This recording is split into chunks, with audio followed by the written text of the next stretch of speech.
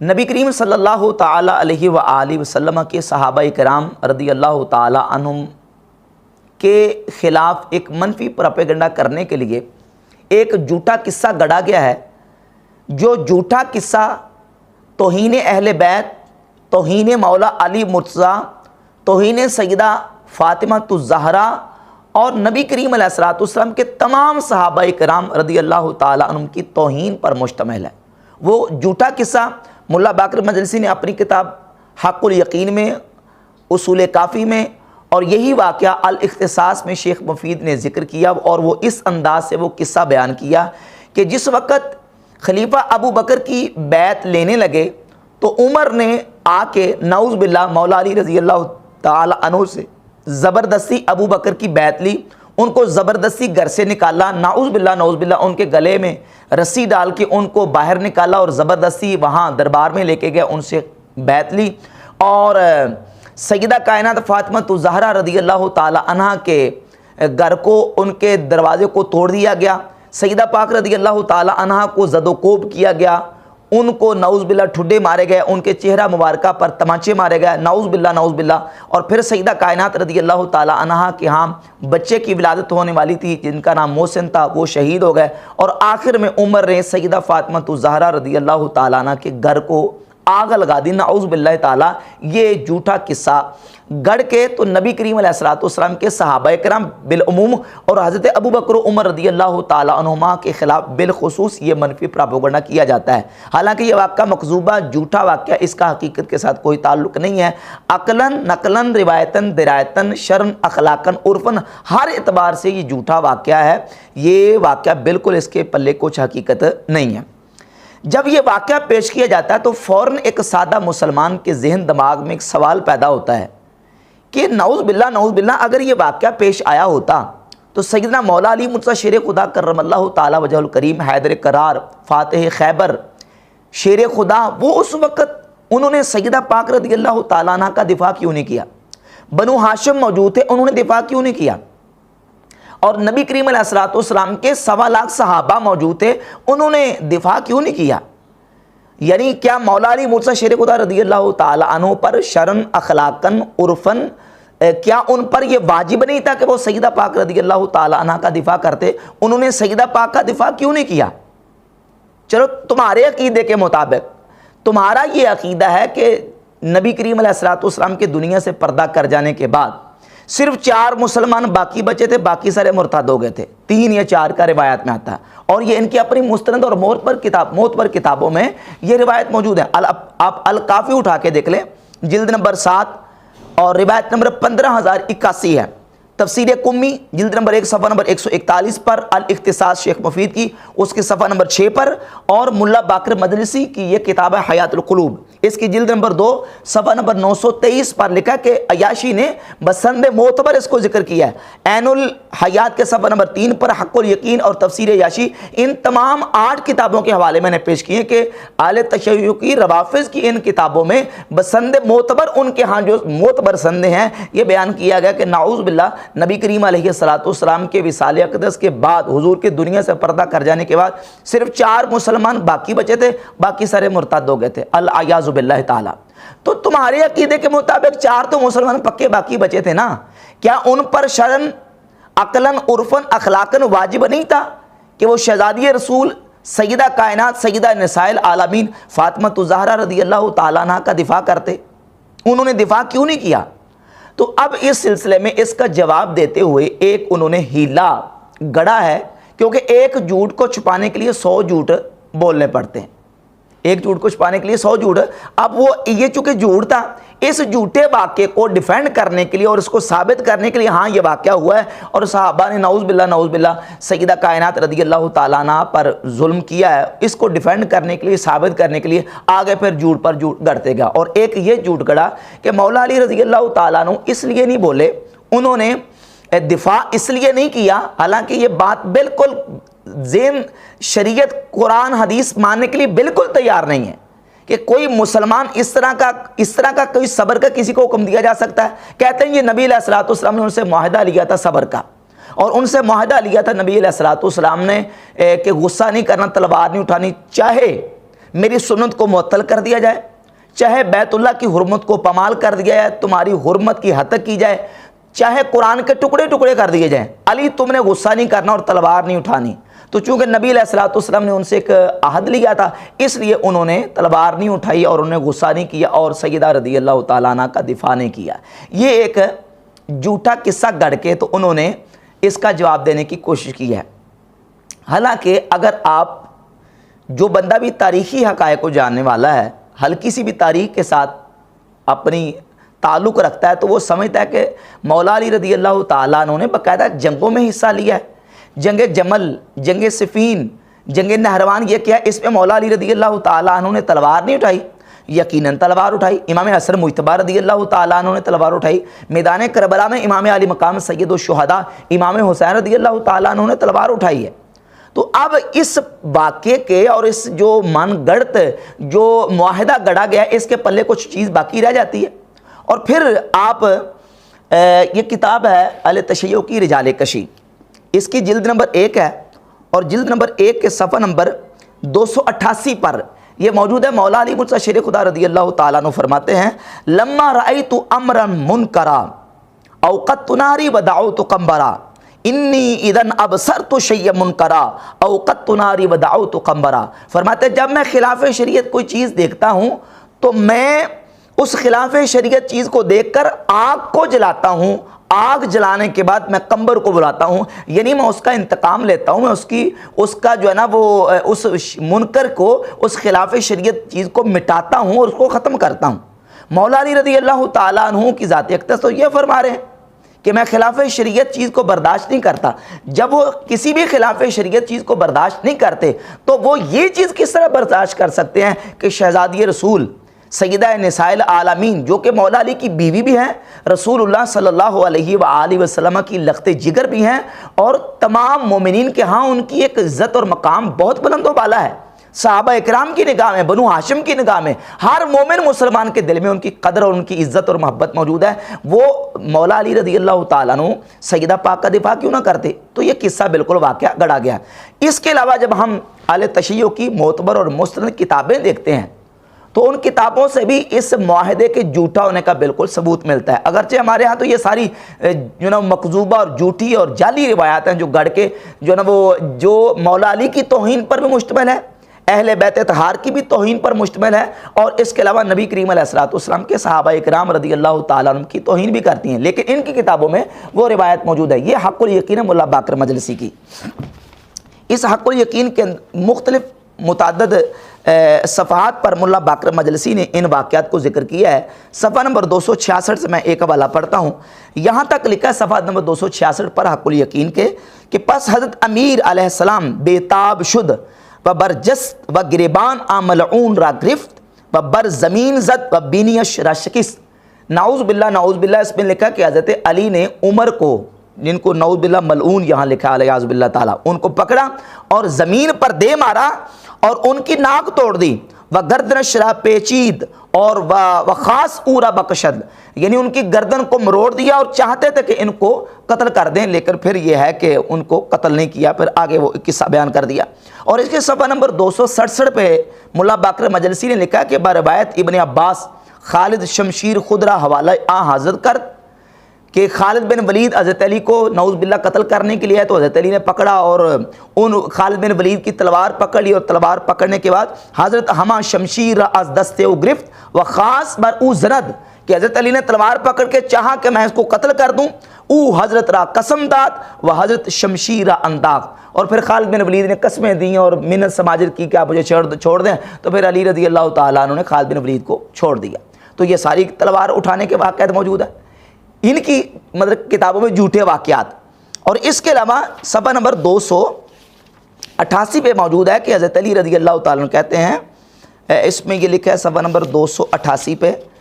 کہ اگر چہل نفر می یافتم کہ صاحب عزم باشن کتال می کردم با ابو بکر۔ علی رضی اللہ تعالیٰ عنہ فرماتے ہیں کہ اگر میرے پاس 40 وہ افراد ہوتے جو باوفا ہیں، باوفا 40 افراد میرے ساتھ ہوتے جنہوں نے میری بیعت کی تھی، بیعت کرنے کے بعد توڑ دی، تو میں قتال می کردم با ابو بکر، میں ابو بکر کے ساتھ قتال کرتا۔ یہ کیا ہے؟ اس میں تو کسی معاہدے کا ذکر نہیں ہے، اس میں تو کسی ایسی کوئی صورت کا ذکر ہی نہیں ہے کہ جس میں کوئی مولا علی رضی اللہ تعالیٰ عنہ نے حوالہ دیا ہو کہ نبی کریم علیہ الصلوۃ والسلام نے مجھ سے عہد لیا تھا۔ تو یہ عہد کا قصہ بالکل جھوٹا اور باطل ہے۔ اس کے علاوہ اہل تشیع کی معتبر اور مستند کتابوں میں یہ واقعات موجود ہے۔ مثال کے طور پر بحار الانوار جلد نمبر 30 صفحہ نمبر 364 اور صفحہ نمبر 365 پر یہ واقعہ موجود ہے کہ جس وقت حضرت عباس عم رسول حضرت عباس ابن عبد المطلب نبی کریم علیہ الصلوۃ والسلام کے چچا کا جب ان کے مکان کا پرنالہ اکھیڑا گیا، مزاب اکھیڑا گیا، تو حضرت مولا علی رضی اللہ تعالیٰ عنہ نکلے باہر اور تلوار لے کے نکلے اور کہا بحق کے صاحب حاذ القبر والمنبر، ان صاحب قبر اور صاحب منبر یعنی نبی کریم علیہ الصلوۃ والسلام کی قسم، لئن قلعہ قالع لأضربن عنقہ، اگر کسی نے حضرت عباس کے مکان کا پرنالہ اکھیڑنے کی کوشش کی، اس اکھیڑنے والے کو بھی، وعنق العامر لہ بذالک، اور جو اس کام کرنے کا حکم دے گا میں ہر اس بندے کی گردن اڑا دوں گا جس نے ایسی حرکت کی۔ تو یہ واقعہ بھی بتاتا ہے کہ ایک معاہدے کی کوئی بات ایسی نہیں ہوئی، یہ معاہدہ صرف اور صرف اس جھوٹے واقعے کو ڈیفینڈ کرنے کے لیے گڑھا ہے جس کا حقیقت کے ساتھ کوئی تعلق نہیں ہے۔ اس کے علاوہ یہ کتاب موجود ہے علل الشرائع، اس کے صفحہ نمبر 192 پہ، اور الاحتجاج تبرسی، علامہ تبرسی نے اپنی کتاب الاحتجاج جلد نمبر 1 صفحہ نمبر 242 پر اس واقعے کو بیان کیا ہے کہ حضرت علی رضی اللہ تعالیٰ عنہ نے حضرت خالد بن ولید کو پکڑا اور پکڑ کے زمین پہ دے مارا، اور یہاں تک ہے کہ فجتم الناس فقال عمر یقتلہ رب الکعبہ، حتیٰ کہ ان کو مار دینے لگے تھے خالد بن ولید کو۔ پھر حضرت عمر آئے اور آ کے کہا کہ اللہ کی قسم، رب کعبہ کی قسم، علی تو خالد کو قتل کر دیں گے، اور آ کے منتیں سماعتیں کر کے حضرت خالد بن ولید کو عمر نے آ کے چھڑا لیا۔ تو یہ جھوٹے واقعات بھی ان کی کتابوں میں موجود ہیں جو اس بات کا پتہ دیتے ہیں کہ یہ جو معاہدے کا اور عہد کا واقعہ اور قصہ ہے یہ گڑھا گیا ہے۔ تو اب ہمارا جو سوال ہے بالکل اسی جگہ پہ باقی ہے کہ مولا علی رضی اللہ تعالیٰ عنہ پر شرعاً، اخلاقاً، عرفاً، ہر اعتبار سے ان پر واجب تھا کہ وہ سیدہ کائنات رضی اللہ تعالیٰ عنہ کا دفاع کرتے۔ اگر وہ جنگ جمل میں تلوار اٹھا سکتے ہیں، مولا علی رضی اللہ تعالیٰ عنہ جنگ صفین میں، جنگ نہروان میں، اور یہ جو واقعات آپ کی کتابوں میں موجود ہیں ان واقعات میں بھی تلوار اٹھانے کا اور زد و کوب کرنے کا ذکر موجود ہے۔ تو سارے واقعات میں یہ سارا کچھ ہو سکتا ہے، تو سیدہ کائنات رضی اللہ تعالیٰ عنہ کا دفاع کیوں نہیں کیا، یہ سوال پیدا ہوتا ہے۔ تو معلوم ہوا کہ یہ واقعی بالکل قصہ گڑھا گیا ہے، یہ واقعہ ہوا ہی نہیں، سرے سے ہوا ہوتا تو یہ سارا مولا علی رضی اللہ تعالیٰ عنہ اس کے حوالے سے سیدہ کائنات کا دفاع کر کے مقابلے میں تلوار اٹھاتے۔ اس کے علاوہ کچھ اور واقعات بھی موجود ہیں، جن میں سے ایک واقعہ ناسخ التواریخ جلد نمبر 14 صفحہ نمبر 141 پر، اور شیخ مفید کی کتاب الاختصاص، الاختصاص کے صفحہ نمبر 185 پر یہ واقعہ موجود ہے کہ جس وقت سیدہ فاطمہ الزہرا رضی اللہ تعالیٰ عنہ کا وصال اقدس ہوا تو مولا علی رضی اللہ تعالیٰ عنہ نے رات کے اندھیرے میں سیدہ کائنات کو دفنا دیا اور جنازہ پڑھ دیا۔ تو صبح جس وقت صحابہ آئے، ابو بکر عمر آئے، تو کہا کہ ہمیں جنازہ کیوں نہیں پڑھوایا گیا؟ تو نعوذ باللہ اس میں لکھا ہے کہ انہوں نے کہا کہ ہم قبر اکھیڑ کے تو حضرت سیدہ کا جنازہ پڑھیں گے، نعوذ باللہ تعالیٰ۔ تو حضرت علی تلوار لے کے کھڑے ہو گئے اور کہا کہ اما قبر فاطمہ تھا فوالذی نفس علی بیدہ لئن رمت واصحابک بشیء من ذلک لاسقینا الارض من دمائکم، اس ذات کی قسم جس کے دست قدرت میں میری جان ہے، علی کی جان ہے، اگر تم نے عمر، تم نے اور تیرے ساتھیوں نے یہ کام کیا، لاسقینا الارض من دمائکم، تو میں تمہارے خون سے اس زمین کو سیراب کر دوں گا۔ یہ ناسخ التواریخ میں لکھا ہے، یہ الاختصاص میں لکھا ہے، اسی مضمون کے ساتھ یہ واقعہ موجود ہے کہ سیدنا مولا علی رضی اللہ تعالیٰ عنہ تو تلوار اٹھا رہے تھے اس بات پر، تو ایک طرف سیدہ کائنات رضی اللہ تعالیٰ عنہ کے دروازے کو توڑ دیا گیا، آپ کے گھر کو جلا دیا گیا، اور نعوذ باللہ آپ کو جناب وہ اس قدر زخمی کیا گیا کہ آپ کی شہادت اس زخم سے ہوئی، تو مولا علی رضی اللہ تعالیٰ عنہ نے تلوار ہی نہیں اٹھائی، کوئی دفاع ہی نہیں کیا، اور اس کے مقابلے میں قصہ یہ گڑھ لیا گیا کہ اس لیے کہ ان سے معاہدہ تھا، عہد لیا گیا کہ تم نے غصہ نہیں کرنا، تم نے صبر کرنا ہے۔ یہ آپس میں اس قدر تضاد بیانی ان کے بیان کردہ واقعات اور قصوں اور جھوٹے واقعات میں کہ جو ایک سلیم الفطرت انسان جس کو ماننے کے لیے ہرگز تیار نہیں ہے۔ اس کے علاوہ اور بھی واقعات موجود ہیں کہ خالد بن ولید کے گلے میں حضرت علی رضی اللہ تعالیٰ عنہ نے ایک گرز تھا لوہے کا، وہ لپیٹ کے ڈال دیا، ان کے گلے میں چکی کا پارٹ ڈال دیا، لیکن یہ ہے کہ یہ حضرت علی نے پھر خالد بن ولید کو مارا۔ یہ سارے واقعات جھوٹے جو ہیں انہوں نے اپنی کتابوں میں لکھے ہوئے ہیں، جو اس معاہدے کا تو کم از کم رد کرتے ہیں۔ ایک حوالہ میں پیش کر دیتا ہوں خطبہ نہج البلاغہ سے، یہ نہج البلاغہ ہے، صفحہ نمبر 88، خطبہ نمبر 3، جس کو خطبہ شکشکیہ کہا جاتا ہے۔ اس میں یہ بات موجود ہے کہ اس میں صفحہ نمبر 88 پر ہے کہ حضرت علی رضی اللہ تعالیٰ عنہ اپنے ابو بکر و عمر کے خلاف قتال یا جہاد نہ کرنے کی وجہ بیان کرتے ہیں۔ وجہ یہ نہیں کہ میرا معاہدہ تھا، وجہ یہ بیان کرتے ہیں کہ یعنی مولا علی کہتے ہیں کہ میرے پاس دو رستے ہیں، یا تو ان کے ساتھ قتال کروں، لڑائی کروں، یا یہ ہے کہ میں صبر کروں۔ تو میں لڑنا چاہتا ہوں لیکن میرے پاس وہ اوان و انصار موجود نہیں، دوسری کتابوں میں یہ والا موجود ہے، جس طرح میں نے حق و یقین کا والا پیش کیا ہے، لیکن یہ کہتے ہیں میں قرین قیاس یہی سمجھتا ہوں کہ میں صبر کا مظاہرہ کروں۔ تو یہ بالکل واقعات اس بات کا رد کرتے ہیں کہ حضرت علی رضی اللہ تعالیٰ عنہ سے نبی کریم علیہ السلام نے یہ عہد لیا تھا کہ کعبہ کی حرمت کو پامال کر دیا جائے، میری سنت کو معطل کر دیا جائے، اور قرآن کے نعوذ باللہ ٹکڑے ٹکڑے کر دیے جائیں، اور تمہاری عزت کی ہتک کی جائے، تم نے صبر کرنا، غصہ نہیں کرنا، تلوار نہیں اٹھانی۔ یہ بالکل واقعہ جھوٹا گڑھا گیا ہے تاکہ اس قصے کو ڈیفینڈ کیا جا سکے۔ اب اس سلسلے میں آگے ہم چلتے ہیں۔ شیعہ عالم نقوی صاحب نے اس واقعے کو ثابت کرنے کے لیے بذام خواہش 40 کتابوں کے حوالے پیش کیے ہیں کہ اہل سنت، برادران اہل سنت کی 40 کتابوں میں یہ واقعہ موجود ہے۔ ہم اپنی کتابوں سے کہتے ہیں کہ ثابت نہیں کرتے، بلکہ ان کی کتابوں میں یہ واقعہ 40 کتابوں میں موجود ہے، اور وہ 40 کتابیں جو انہوں نے بھرتی کی ہیں اور ان 40 کتابوں کا جو حوالہ پیش کیا ہے، اس میں سے بہت ساری تو کتابیں وہ ہیں کہ جن کا نام تو انہوں نے بھرتی کر دیا، نام تو لے دیا ہے، لیکن ان کتابوں میں اس واقعے کا دور دور تک کوئی تعلق نہیں۔ صحیح بخاری میں، مستہ احمد بن حنبل میں، دیگر اس طرح کی حدیث کی کتابیں، اس میں بالکل سرے سے یہ واقعہ موجود نہیں ہے کہ نعوذ باللہ حضرت عمر نے سیدہ پاک کا گھر جلا دیا اور آگ لگا دی اور سیدہ پاک رضی اللہ تعالیٰ عنہ کے ذات اقدس کو اس طرح زد و کوب کیا۔ یہ بالکل واقعہ موجود نہیں، صرف اس میں فضائل کی احادیث ہے، تو ان احادیث کو کوٹ کرتے کرتے ساتھ ان 40 کتابوں میں حوالوں میں اس کو بھی شمار کر لیا۔ اور بہت ساری ایسی کتابیں ہیں کہ جن کتابوں میں اس جھوٹے قصے، اس جھوٹے واقعے کی تردید کی گئی ہے،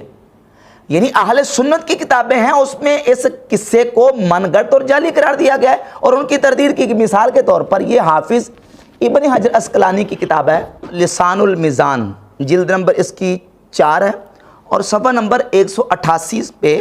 علوان بن داؤد البجلی ایک راوی کا ترجمہ لکھتے ہیں، اور اس کے ترجمے کے تحت اس کی بیان کردہ روایات کو ذکر کرتے ہیں کہ یہ راوی منکر الحدیث ہے، اس کی روایت قابل احتجاج نہیں ہے، مردود ہے، اور ان کی روایت قابل احتجاج نہیں ہے، ہم ان کو ریجیکٹ کرتے ہیں۔ اور وہ جو روایات بیان کرتا ہے علوان بن داؤد البجلی، ان روایات کو ذکر کر کے تردید کی ہے۔ اب جو چیزیں بطور رد علماء اہل سنت نے ذکر کی ہیں، ان کو اپنی تائید میں یہ نقوی صاحب پیش کر رہے ہیں اور کہتے ہیں کہ دیکھیں برادران اہل سنت اس واقعے کو نقل کیا ہے۔ تو برادران اہل سنت نے اس واقعے کو رد کرنے کے لیے، اس کی تردید کرنے کے لیے نقل کیا ہے۔ اسی طرح امام ذہبی کی کتاب ہے میزان الاعتدال، یہ جلد نمبر 5 ہے، اور صفحہ نمبر 135 پر علوان بن داؤد البجلی کا ترجمہ ہے، اور اس ترجمے کے تحت اس کو لکھا ہے کہ یہ منکر الحدیث ہے، اس کی روایت کو علماء نے قبول نہیں کیا اور ریجیکٹ کر دیا، اور پھر اس کی روایات ذکر کی کہ یہ روایات ذکر کرتا ہے جو ہمارے ہاں قابل قبول نہیں ہے۔ تو اب دیکھ لیں کہ یہ لوگ وہ ہیں جن کو آیت اللہ، حجت اللہ اور کتنے بڑے بڑے القاب دے کے جو اہل تشیع ہیں وہ ان کو مطلب کہ مانتے ہیں، اور ان لوگوں کی علمی حیثیت یہ ہے کہ جو واقعات ہمارے علماء نے بطور تردید اور رد کے بیان کیے ہیں، ان کتابوں کو ہمارے حق میں پیش کر رہے ہیں، ہمارے خلاف پیش کر رہے ہیں کہ دیکھیں جی آپ کے خلاف، آپ کے عقیدے کے خلاف یہ بات آپ کی کتابوں میں لکھی ہوئی ہے، حالانکہ انہی علماء نے ان کتابوں کو، چیزوں کو رد کیا ہے۔ اس کے علاوہ شاہ عبدالعزیز صاحب محدث دہلوی رحمۃ اللہ کی کتاب تحفہ اثنا عشریہ کا حوالہ دیا نقوی صاحب نے، انہوں نے بھی اس واقعے کا رد کیا۔ لسان المیزان میں اس کا رد موجود ہے، میزان الاعتدال میں اس کا رد موجود ہے، اور شرح ابن ابی الحدید نہج البلاغہ کی شرح ہے، ہمارے نزدیک یہ ابن ابی الحدید کی جو شرح ہے وہ اہل تشیع کی کتاب ہے، شرح ابن ابی الحدید نہج البلاغہ کی یہ ہے جلد نمبر 16، اور جلد نمبر 16 کے صفحہ نمبر 271 پہ ابن ابی الحدید لکھتے ہیں وَنَحْنُ لَا نُصَدِّقُ هَذِهِ الرِّوَایَاتِ وَلَا نُجَوِّزُهَا، ان روایت کی نہ تو ہم تصدیق کرتے ہیں اور نہ ہی ان کو جائز قرار دیتے ہیں کہ یہ ہو ہی نہیں سکتا، اس طرح کی روایت ایکسیپٹیبل نہیں ہے، قابل قبول نہیں ہے۔ یعنی ابن ابی الحدیث نے اس کو بطور رد کے ذکر کیا ہے، اور نقوی صاحب نے کیا کہ اس کو ہمارے مقابلے میں پیش کریں کہ دیکھیں یہ اہل سنت کی کتاب، حالانکہ یہ اہل سنت کی کتاب بھی نہیں، آگے انشاءاللہ میں ثابت کروں گا، یہ اہل تشیع کی کتاب ہے، اور اس حوالے سے جو موقف ہے انشاءاللہ میں شیعہ علماء کی کتابوں سے پیش کروں گا۔ اور اس کے علاوہ ایک کتاب ہے الملل والنحل، عبد الکریم شہرستانی کی، اس کو بھی پیش کیا کہ دیکھیں اس میں بھی یہ واقعہ لکھا ہے۔ اب اس میں جو واقعہ لکھا ہے وہ کس طریقے سے لکھا ہے؟ الملل والنحل میں عبد الکریم شہرستانی نے گمراہ فرقوں کے عقائد و نظریات کو بیان کیا ہے، اور یہ بندہ بھی اہل سنت ہمارا بندہ نہیں ہے، یہ بھی ان کا ہے، انشاءاللہ میں آگے اس کا حوالہ پیش کروں گا۔ الحادیۃ عشرہ، 15 نمبر دے کر، 15 نمبر ان کا عقیدہ، ان کا نظریہ میلہ الی الرفض وبقیتہ فی کبار صحابہ، کہ فرقہ نظامیہ یہ معتزلہ کی ایک شاخ ہے، نظام معتزلی کے ماننے والے ان کے جو نظریات اس کو بیان کرتے ہوئے عبد الکریم شہرستانی نے لکھا ہے کہ ان کا میلان رفض کی طرف ہے، اور ان کا عقیدہ نبی کریم علیہ الصلوۃ والسلام کے بڑے بڑے صحابہ کرام رضی اللہ تعالیٰ عنہ پر طعن و تنقید اور سب و شتم کرنا ہے، اور پھر اس واقعے کو ذکر کیا کہ وہ یہ واقعات بیان کر کے صحابہ کرام پہ طعن کرتے ہیں، اور ان کا جو عقیدہ ہے وہ رفض کی طرف اس لیے مائل ہوتا ہے۔ تو اب عبد الکریم شہرستانی نے تو اس واقعے کو رد کیا، ابن ابی الحدیث نے اس واقعے کو رد کیا، علامہ شاہ عبد العزیز صاحب محدث دہلوی نے رد کیا، امام ابن حجر عسقلانی نے رد کیا، امام ذہبی نے رد کیا۔ اب جو تردید والی کتابیں ہیں ان کتابوں کو بھی نقوی صاحب نے ان 40 حوالہ جات میں کوڈ کر کے یہ ثابت کرنے کی کوشش کی کہ میں نے یہ مسئلہ 40 کتابوں سے حل کر دیا۔ کچھ کتابیں تو وہ جس میں واقع ہے ہی نہیں سرے سے، ان کو بھی ذکر کر دیا، کچھ وہ ہیں جن میں تردید ہے، اور پھر کچھ وہ کتابیں ہیں کہ جو اہل سنت کی کتابیں ہرگز نہیں ہیں، بلکہ خود اہل تشیع کی اپنی معتبر اور مستند کتابوں میں لکھا ہوا ہے کہ یہ ہماری کتابیں ہیں، اہل تشیع کی کتابیں ہیں، ان کتابوں کو اہل سنت کے کھاتے میں ڈال کے تو سید عالم صلی اللہ علیہ وسلم کے صحابہ کرام پہ تنقید اور بالخصوص سیدنا فاروق اعظم رضی اللہ تعالیٰ عنہ کے خلاف ایک پراپیگنڈا کرنے کی کوشش کی ہے۔ اس سے پہلے میں تمہیداً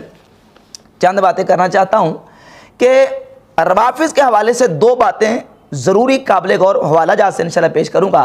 ایک تو یہ کہ روافض کے ہاں جھوٹ بہت زیادہ ہے،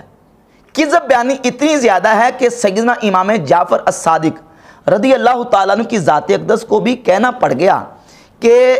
جو ہمارے اصحاب ہیں اور ہمارے لوگ ہیں جو ہم سے روایتیں کرتے ہیں، امام جعفر الصادق رضی اللہ تعالیٰ عنہ نے ان کی تردید کرتے ہوئے بیان کیا، یہ رجال کشی ہے، جلد نمبر 2 صفحہ نمبر 490 91 اور 492 پہ، 490 پہ امام رضا رضی اللہ تعالیٰ عنہ، اور اس کے علاوہ 489 پہ اور 491 اور 492، یہ متعدد صفحات پر یہ واقعات موجود ہیں کہ امام جعفر صادق رضی اللہ تعالیٰ عنہ فرماتے ہیں کہ میرے والد گرامی قدر امام محمد باقر رضی اللہ تعالیٰ عنہ کے کئی ساتھی اور ان کے اصحاب ایسے تھے کہ جو امام محمد باقر کے بارے میں جھوٹ گڑھتے تھے، جھوٹی روایتیں بنا بنا کے ان کی شان میں غلو اور ان کے حوالے سے غلو کر کر کے روایتیں گڑھتے تھے۔ جب تک روایت کو تم پرکھ نہ لو، جو قرآن و سنت کے مطابق ہو اس کو قبول کر لو، جو قرآن و حدیث کے مطابق نہیں ہو اس کو قبول نہ کرو۔ آپ فرماتے ہیں کہ 491 نمبر صفحہ ہے اور روایت کا نمبر 402، حضرت امام جعفر الصادق رضی اللہ تعالیٰ عنہ فرماتے ہیں کہ کلما کان فی کتب اصحاب ابی من الغلو فذاک ما دسہ المغیرہ بن سعید فی کتبہم، کہتے ہیں میرے والد گرامی قدر کی کتابوں میں جو کچھ یا ان کے بارے میں جتنی روایات اس طرح کی بیان کی جاتی ہے جس میں غلو موجود ہے اور جس میں کفر اور زندقہ موجود ہے، یہ سارے کا سارا کیا درتا حضرت سیدنا امام محمد باقر رضی اللہ تعالیٰ کے وہ اصحاب جو جھوٹ بول کے ان کی طرف جھوٹی روایتیں منسوب کرتے تھے ان کا کیا درتا ہے۔ لہذا فرماتے ہیں کہ جو روایت ہماری قرآن و سنت کے مطابق آئے اس کو قبول کرو، جو قرآن و سنت کے مطابق نہ اس کو قبول نہ کرو۔ یہ صفحہ نمبر 489 پہ موجود ہے، اور پھر آگے صفحہ نمبر 492 رجال کشی کا جلد نمبر اس کی 2 ہے، اس میں فرماتے ہیں کہ امام حسن کے بارے میں کئی لوگوں نے جھوٹ بولا، امام حسین کے بارے میں کئی لوگوں نے جھوٹ بولا، اور فرماتے ہیں امام زین العابدین سید الساجدین رضی اللہ تعالیٰ عنہ کے خلاف بھی لوگ جھوٹ بولتے تھے۔ وقان المختار یکذب علی علی بن الحسین، اور مختار سقفی سیدنا امام زین العابدین رضی اللہ تعالیٰ عنہ کے خلاف جھوٹ بولتا تھا. وکان المغیرہ بن سعید یکذب علی ابی، اور مغیرہ بن سعید جو ہے وہ میرے باپ حضرت امام محمد باقر رضی اللہ تعالیٰ عنہ کے بارے میں جھوٹ گڑ گڑ کے لوگوں کے سامنے پھیلاتا تھا. تو روافض میں ایک جھوٹ کی ایسی بیماری ہے کہ جھوٹ بول بول کے ائمہ اہل بیت کے خلاف اور صحابہ کرام کے خلاف اور اہل بیت کے غلو میں، ان کی محبت کے غلو میں جھوٹی روایتیں گڑ گڑ کے وہ پھیلاتے ہیں. اس لیے امام شافعی رحمۃ اللہ علیہ نے فرمایا السنن الکبریٰ للبیہقی جلد نمبر 10 صفحہ نمبر 208، اور امام ہبۃ اللہ اللالکائی کی کتاب شرح اصول اعتقاد اہل سنہ جلد نمبر 2 صفحہ نمبر 387 پہ یہ روایت موجود ہے. امام شافعی رحمۃ اللہ فرماتے ہیں کہ ما ارا احدن اشہد بالزور من الرافضہ، میں نے بڑے بڑے جھوٹے لوگ دیکھے ہیں لیکن رافضیوں سے بڑھ کر جھوٹا میں نے کوئی نہیں دیکھا. ایک تو یہ کہ ان کے مذہب میں جھوٹ بہت زیادہ ہے، جھوٹی روایتیں، جھوٹے قصے بیان کریں گے، اور دوسرا یہ ہے کہ تقیہ کریں گے، اور تقیہ کر کے عقیدہ رافضیوں والا ہوگا، کتاب رافضیوں کے مذہب پر لکھی ہوگی، رسالہ روافض کے عقیدے پر لکھا ہوگا، لیکن اس پر کیا کریں گے کہ اپنی طرف سے کچھ نہ کچھ ایڈ کر کے، اضافہ کر کے اس کو سنیوں کے کھاتے میں ڈال دیں گے. کبھی اوپر شافعی لکھ دیں گے، کبھی اوپر حنفی لکھ دیں گے، تاکہ اہل سنت کو یہ مغالطہ دیا جا سکے کہ یہ اہل سنت کی کتاب ہے.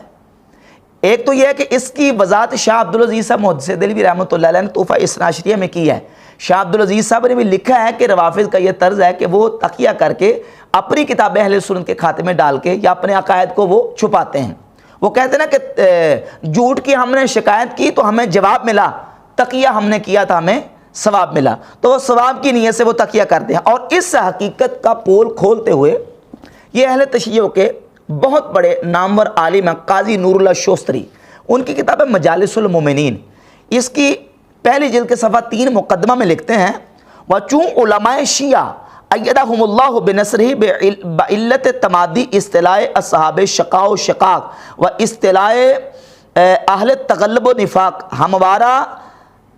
در زاویہ تقیہ متواری و مختفی بودان. لکھتے ہیں کہ علماء شیعہ اللہ ان کی اپنی مدد سے نصرت کرے، ان کی تائید کرے، جب اہل شقاء اور بدبخت لوگ یعنی اہل سنت جو ہیں انہوں نے تغلب کیا، اہل نفاق نے تغلب کیا، یعنی وہ غالب آگے، وہ حکمران تھے، تو علماء شیعہ اس وقت کیا کرتے تھے؟ مختفی بودان، وہ تقیہ کی چادر اوڑھ کے رکھتے تھے، یعنی تقیہ کر کے رہتے تھے، اپنے آپ کو چھپا کے رکھتے تھے. خود را شافعی یا حنفی می نمودہ اند، اپنے آپ کو حنفی یا شافعی ظاہر کرتے تھے. یہ ملا، یہ قاضی نور اللہ شوستری نے لکھا ہے کہ شیعہ عالم تھے لیکن اپنے آپ کو تقیہ کر کے حنفی شو کرتے تھے یا اپنے آپ کو شافعی شو کرتے تھے. اور ایسے بہت ساری کتابوں میں انہوں نے کیا ہے کہ کتابیں اہل تشیع کی ہیں لیکن اس پر لکھ دیا شافعی یا لکھ دیا حنفی تاکہ اہل سنت کو مغالطہ ہو اور یہ سمجھے کہ اہل سنت کی کتاب ہے جبکہ وہ اہل سنت کی کتابیں نہیں ہیں. اب ہم دیکھتے ہیں ان کتابوں کو جو نقوی صاحب نے پیش کی ہیں، 40 کتابیں. تو سب سے پہلے یہ بات سمجھیں، یہ بار بار کہتے ہیں کہ برادران اہل سنت کی کتابوں میں یہ واقعہ موجود ہے، برادران اہل سنت کی کتابوں میں یہ واقعہ موجود ہے. تو یاد رکھیں کہ اگر وہ 2 منٹ کے لیے بفرض غلط اگر مان لیا جائے کہ وہ کتابیں ہماری ہیں تو یاد رکھیں کہ ہماری کتابوں میں آنے والی ہر روایت ہم قبول نہیں کرتے. ہم روایت کو درایت و روایت کے اصول پر پرکھتے ہیں کہ وہ روایت درایت اور روایت کے اصول پر پوری اترتی ہے کہ نہیں. اگر وہ روایت و درایت کے اصول پر پوری نہ اترے تو ہم اس خبر اور اس روایت کو قبول کرنے کے لیے تیار نہیں، ہم اس کو ریجیکٹ کر دیتے ہیں. وہ مقبول نہیں ہے، وہ مردود ہے، ہم اس کو قبول نہیں کرتے. اور اگر یہی بات ہے کہ کتاب میں جو واقعہ آ جائے، جو چیز آ جائے، اس کو قبول کرنا ہی کرنا اس کو ماننا ہی پڑے گا، تو کیا یہ زہر کا پیالہ پینے کے لیے تیار ہیں؟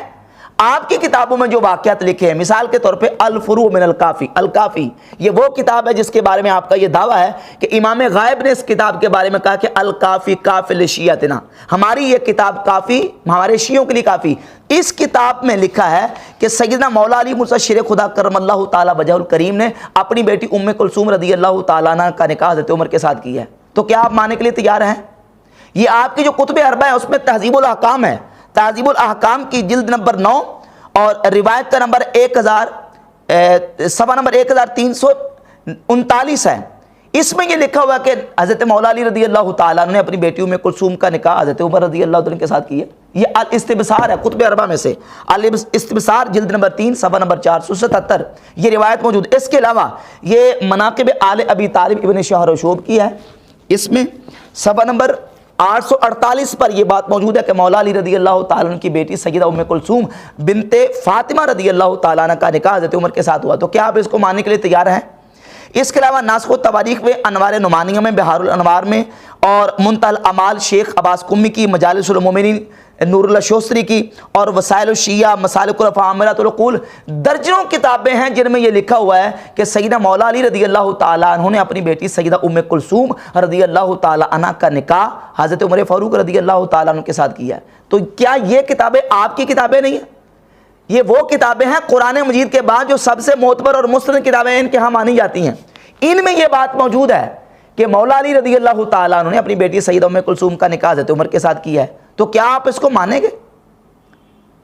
آپ بھی اس کو ماننے کے لیے تیار ہیں، جبکہ آپ کے اصول کے مطابق یہ روایات جو ہے بالکل درجہ صحت کو پہنچتی ہیں اور صحیح روایات ہیں. تو اب ہم آتے ہیں ان روایات کی طرف جو انہوں نے پیش کی. اس سے پہلے اس واقعے کے بطلان کے لیے ایک میں روایت پیش کروں گا. اب اس واقعے کو ہمارے ہاں اہل سنت کی کتابوں سے ہم مختلف جہات سے اس کو باطل کرا دیتے ہیں. ایک جہت اس کی یہ ہے کہ اس واقعے میں الاختصاص میں بھی دیگر کتابوں میں لکھا ہے کہ سیدہ فاطمہ رضی اللہ تعالی عنہا کے ہاں جو بچہ پیدا ہونے والا تھا وہ شہید ہو گیا اور اس کا نام محسن تھا. اب ہم اہل سنت کی جب کتابیں اٹھا کے دیکھتے ہیں تو یہ امام بخاری رحمۃ اللہ کی کتاب ہے الادب المفرد، اس میں روایت کا نمبر ہے 846، اور مسند احمد ابن حنبل پہلی جلد روایت کا نمبر 771 اور 956 نمبر روایت ہے. مولا علی رضی اللہ تعالیٰ عنہ نبی کریم علیہ الصلوۃ والسلام کی بارگاہ اقدس میں یا رسول اللہ تعالیٰ نے بیٹا عطا فرمایا. فرمایا نام کیا رکھا ہے؟ عرض کی اس کا نام حرب. فرمایا وہ تو حسن ہے. پھر دوسرے بیٹے کی ولادت ہوئی، عرض کی حضور اللہ نے بیٹا عطا کیا. فرمایا نام کیا رکھا ہے؟ تو عرض کی اس کا نام حسین رکھا ہے، اس کا نام حرب رکھا ہے. فرمایا وہ تو حسین ہے. تیسرا بیٹا جب پیدا ہوا تو عرض کی یا رسول اللہ نے بیٹا عطا فرمایا. فرمایا نام کیا رکھا ہے؟ تو عرض کی حضور اس کا نام بھی حرب رکھا ہے. تو نبی پاک علیہ الصلوۃ والسلام نے فرمایا وہ تو محسن ہے. وہ جو محسن نبی علیہ الصلوۃ والسلام نے ان کا خود نام رکھا ہے اپنی ظاہری حیات طیبہ میں. تو شہزادہ محسن جو ہے وہ تو نبی علیہ الصلوۃ والسلام کی ظاہری حیات طیبہ میں ان کی ولادت باسعادت ہو چکی تھی، اور ان کو جو ہے نا اس واقعے کے ساتھ انہوں نے قصہ بنا کے ان کی ولادت کے حوالے سے اور ان کی شہادت کے حوالے سے جوڑا ہے، جو بالکل اہل سنت و جماعت کی کتابیں اس کو تسلیم کرنے کے لیے تیار نہیں ہیں. تو اب ہم چلتے ہیں ان کتابوں کی طرف جو انہوں نے پیش کی ہیں. ان میں سے ایک کتاب ہے اثبات الوصیہ. اثبات الوصیہ کتاب کا حوالہ پیش کیا نقوی صاحب نے، کہا کہ برادران اہل سنت کی موت پر کتاب ہے. یہ علی بن حسین مسعودی کی کتاب ہے. اس علی بن حسین مسعودی کے بارے میں سب سے پہلے ہم حوالہ پیش کریں گے، یہ رجال نجاشی ہے. اس کا صفحہ نمبر 254 ہے. رجال نجاشی کا صفحہ نمبر 254. علامہ نجاشی صاحب نے اس رسالہ اثبات الوصیہ کا بھی ذکر کیا ہے اور مسعودی کو شیعہ رجال میں شمار کیا صفحہ نمبر 254 پر. اور یہ کتاب ہے اہل تشیع کے ہاں بڑی اسماء و رجال کی موت پر کتاب ہے تنقیح المقال فی علم رجال، جلد نمبر اس کی 2، جلد نمبر 2 کے صفحہ نمبر 282 پر علامہ مامکانی لکھتے ہیں والمسعودی عدہ النجاشی فی فہرستہ من روات شیعہ، کہ مسعودی کو نجاشی نے شیعہ راویوں میں شمار کیا ہے. وَلَهُ كُتُبٌ مِنْهَا کتاب اثبات الوصیہ، اس کی بہت ساری کتابیں ہیں جن میں سے ایک کتاب اثبات الوصیہ جس کا نقوی صاحب نے حوالہ پیش کیا ہے. تو یہ شیعوں کی کتاب ہے، یہ ہماری کتاب ہرگز نہیں ہے. اور لکھتے ہیں کہ علماء شیعہ تھے، یعنی یہ علماء شیعہ میں سے ہیں. اس کے علاوہ آگے چلیں، الذریعہ الی تصانیف شیعہ، جلد نمبر 15 کے صفحہ نمبر 47 پر آقا بزرگ تہرانی نے اپنی کتاب الذریعہ، یہ کتاب الذریعہ کا میں تعارف کروا دوں، یہ وہ کتاب ہے کہ جو شیعہ نے کتابیں لکھی ہیں اور ان کے مصنفین کے اور کتابوں کے حالات اس کتاب میں آقا بزرگ طہرانی نے نقل کیے ہیں۔ 26 جلدوں پر کتاب مشتمل ہے۔ اس کی جلد نمبر 15 صفحہ نمبر 27 پر آقا بزرگ طہرانی لکھتے ہیں کہ یہ مسعودی صاحب جو ہیں وہ شیعہ مصنفین میں سے ہیں، تو یہ اہل سنت نہیں ہیں۔ اس کے علاوہ ایک اور حوالہ منتخب التواریخ کا پیش کر دیتا ہوں۔ یہ منتخب التواریخ ہے، شیخ ہاشم خراسانی شیعہ عالم کی کتاب۔ اس کتاب کے مقدمہ میں لکھتے ہیں بآنک مسعودی مرد شیعی و امامی بود، کہ کہتے ہیں کہ مسعودی یہ شیعہ اور امامی عالم ہے، یہ اہل سنت نہیں ہے۔ تو یہ تو آپ کے اپنے گھر کی حوالے اور آپ کے اپنے گھر کی جو ہے نا وہ گواہیاں موجود ہیں کہ مسعودی کا اہل سنت کے ساتھ کوئی تعلق نہیں ہے۔ اور یہ امام احمد رضا بریلوی رحمۃ اللہ کی کتاب ہے فتاوی رضویہ، جلد نمبر 29 صفحہ نمبر 700 پر امام اہل سنت فرماتے ہیں کہ علاوہ بری اگر یہ مسعودی علی بن حسین صاحب مروج ہے، یعنی مروج الذہب کا مصنف، تو خود رافضی ہے۔ اس کی کتاب مروج الذہب خلفائے کرام و صحابہ اعظام عشرہ مبشرہ وغیرہم رضی اللہ تعالی عنہم پر سری تبرہ سے جا بجا آلودہ و ملوث ہے۔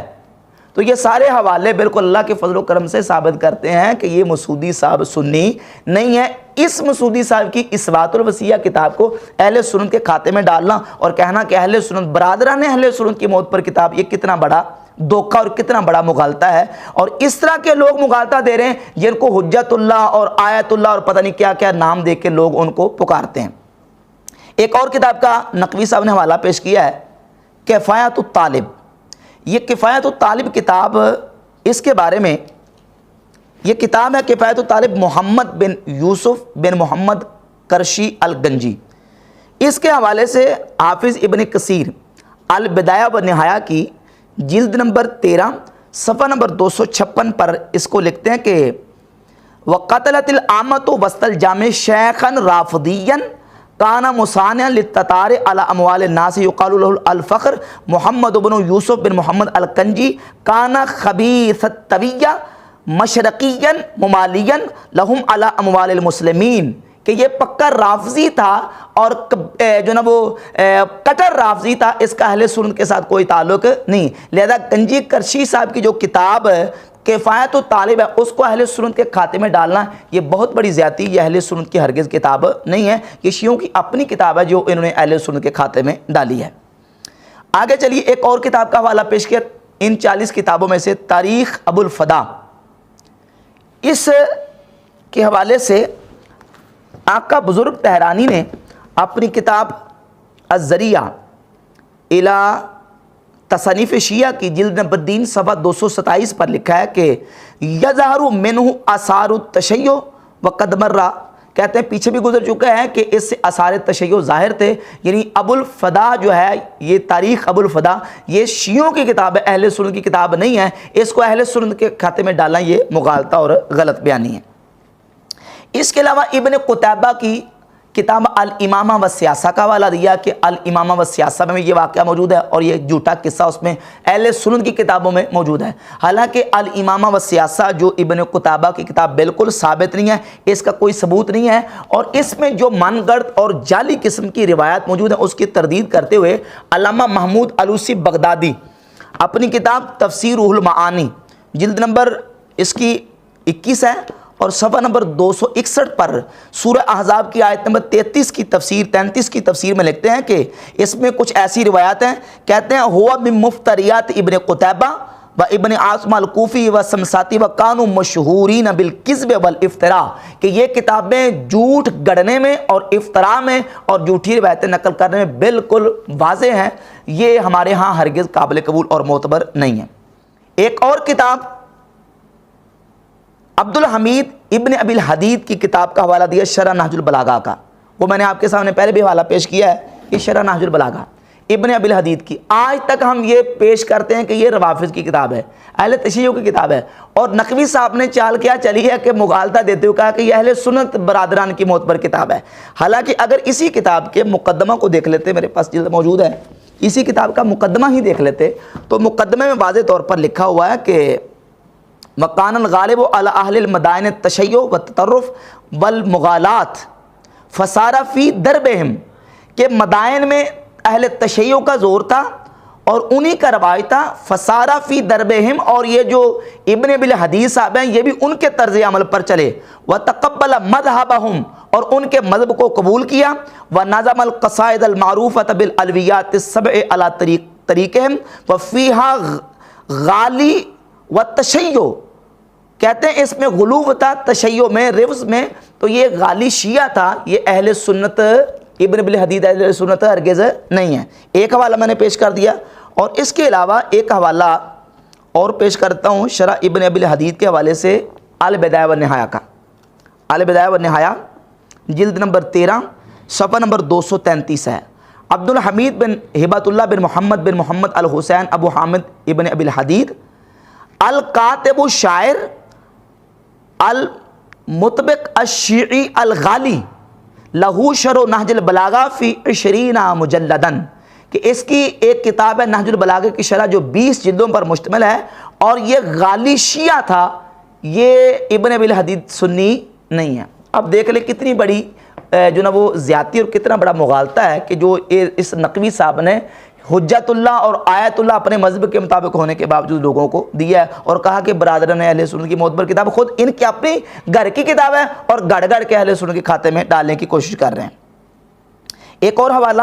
حاجی خلیفہ کی کتاب ہے کشف الظنون عن اسامی الکتب والفنون، کتابوں کے اور فنون کے نام پر ایک کتاب مشتمل ہے یہ کشف الظنون۔ اب اس کشف الظنون کی جلد نمبر 2 ہے اور صفحہ نمبر 1991، اس میں اسی ابن ابی الحدیث کا تذکرہ کرتے ہوئے انہیں لکھا الکاتب الشاعر الشیعی، کہ یہ کاتب تھا، شاعر تھا اور شیعہ تھا، یہ اہل سنت ہرگز نہیں ہے۔ یہ اہل سنت کی کتاب ہے کہ جس میں ہمارے اہل سنت کی کتابوں کی اور علماء کی فہرست ذکر کی گئی، کن کن علماء نے کون کون سی کتابیں لکھی ہیں۔ اور ایک حوالہ ان کے گھر کا الذریعہ الی تصنیف شیعہ جلد نمبر 14 صفحہ نمبر جی اس کا 158، اس میں بھی صفحہ نمبر 158 پہ آقا بزرگ تہرانی نے اس کو نہج البلاغہ کی شرح ابن ابی الحدیث کو اپنی کتاب تسلیم کی ہے۔ ایک اور کتاب کا حوالہ پیش کیا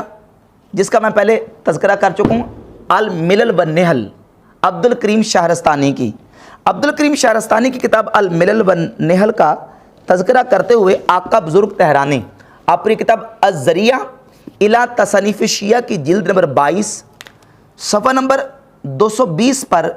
ذکر کرتے ہوئے اس کو شیعہ مصنفین میں سے اور شیعہ کتابوں میں سے شمار کر رہے ہیں الملل والنحل کو، جس کو نقوی صاحب نے اہل سنت کے کھاتے میں ڈالا۔ اچھا جی، اور پھر اس میں مزے کی بات یہ ہے کہ اس کتاب میں جو میں نے پہلے حوالہ پیش کیا ہے، اس کتاب میں علامہ شہرستانی نے، عبد الکریم شہرستانی نے اس واقعے کو ذکر کر کے اس کی تردید کی ہے، اور اس کو گمراہ معتزلہ کے گمراہانہ عقائد میں شمار کیا ہے اور تردیدی طور پہ ذکر کیا ہے، جس کو نقوی صاحب نے اہل سنت کے کھاتے میں ڈالنے کی ناکام کوشش کی ہے۔ فرید السبتین، فرید السبتین یہ کتاب ہے، اس کو بھی اہل سنت کے کھاتے میں ڈال کے کہا کہ یہ اہل سنت کی معتبر اور مستند کتاب ہے۔ یہ الذریعہ الی تصنیف شیعہ جلد نمبر 16 ہے اور صفحہ نمبر 136 پر اس کو شیعہ مصنفین اور شیعہ کتابوں میں شمار کیا گیا ہے۔ اور ایک اور کتاب عقد الفرید، اس کا حوالہ بھی سن لیں۔ یہ عقد الفرید کا تذکرہ کرتے ہوئے الذریعہ الی تصنیف شیعہ جلد نمبر 15 صفحہ نمبر 286 پر آقا بزرگ تہرانی صاحب نے لکھا ہے کہ یدل کلامہ علی تشیع منہ، کہ یہ جو عقد الفرید کتاب ہے اس کا جو کلام ہے وہ اس کے شیعہ ہونے پر دلالت کرتا ہے کہ یہ پکا شیعہ تھا، لیکن تقیہ یا دیگر جو بھی ان کا طریقہ کار ہوتا ہے اس طریقے سے اس نے اپنا شو نہیں کیا، لیکن یدل کلامہ علی تشیع منہ، یعنی اس کا کلام شیعہ ہونے پر دلالت کرتا ہے، لہذا جو کتابیں شیعہ کی لکھی ہوئی ہیں وہ اہل سنت کے کھاتے میں ڈالنا یہ بہت بڑی زیادتی اور ناانصافی ہے۔ اور ایک اور کتاب الفاروق کا حوالہ دیا، اور کہا کہ اہل سنت کی ہم پر کتاب ہے۔ بالکل الفروقہ مصنف شبلی نعمانی یہ پکا کٹر نیچری تھا، اس کا اہل سنت کے ساتھ کوئی تعلق نہیں ہے، اور اس کی باقی جو لادینیاں اور باقی اس کے جو مطلب کہ عقائد و نظریات ہیں وہ بالکل باطل اور فاسد افکار و نظریات ہیں، بالکل ہم اس کو ہرگز اہل سنت تسلیم کرنے کے لیے تیار نہیں ہے۔ معجزات کا منکر دیگر اس کے باطل افکار و نظریات کی وجہ سے یہ اہل سنت ہرگز نہیں ہے، لہذا الفاروق کا بیان اور حوالہ وہ بھی اہل سنت کے خلاف ہرگز حجت نہیں ہے۔ یہ تھی ان کے 40 حوالہ جات کی حقیقت کہ جو انہوں نے اس طریقے سے کتابیں جمع کر کے جوڑ توڑ کر کے تو یہ ثابت کرنے کا جو نا وہ ایک پلان بنایا تھا، اور لیکن یہ حقیقت میں بالکل واقعہ قصہ جھوٹا اور مردود ہے، اس کا حقیقت کے ساتھ کوئی تعلق